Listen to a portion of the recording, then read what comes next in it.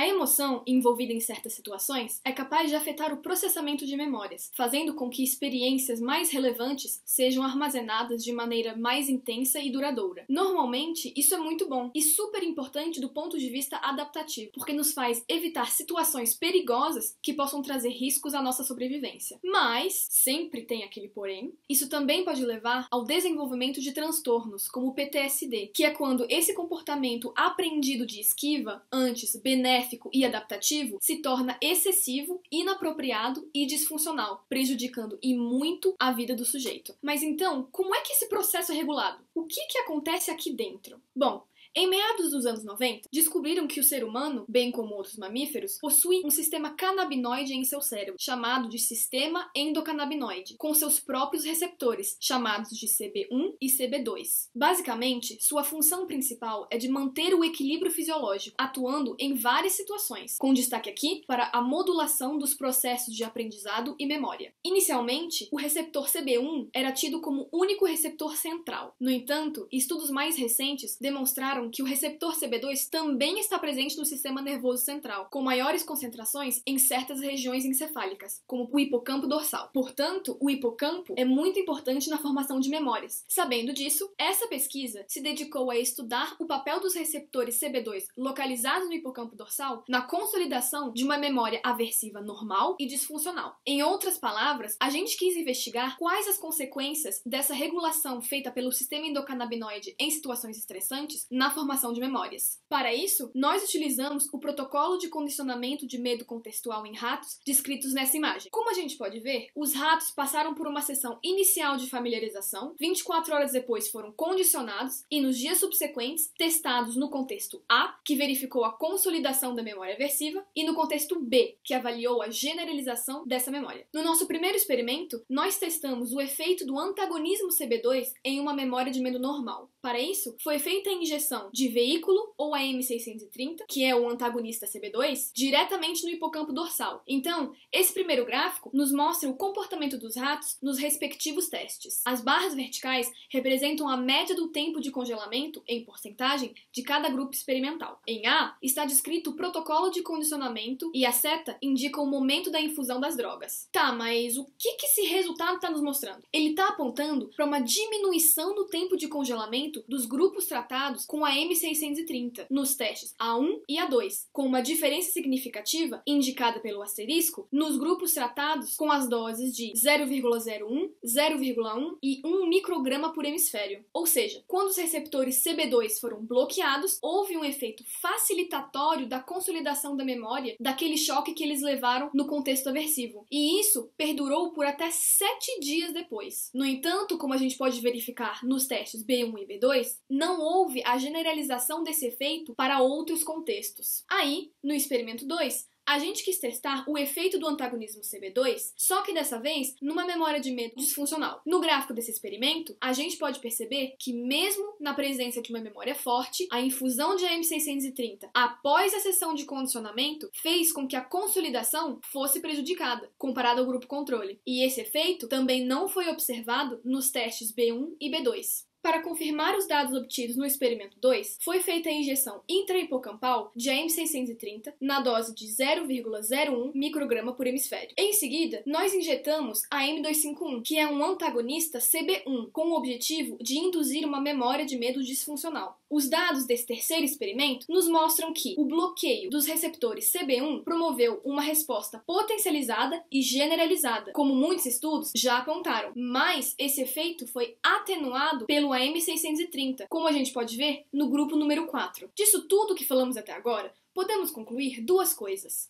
Que os receptores CB2 parecem ter o efeito contrário aos receptores CB1, já que um prejudica a formação de memórias e o outro parece facilitar sua consolidação. 2, que os receptores CB2 são, sim, relevantes na consolidação de uma memória de medo inapropriada. Outros estudos ainda precisam ser desenvolvidos nessa área. No entanto, esses dados já demonstram a importância dos receptores CB2 na formação de memórias. E, mais ainda, podem ser um possível alvo terapêutico para o tratamento de transtornos de ansiedade, estresse, da depressão e até de doenças neurodegenerativas.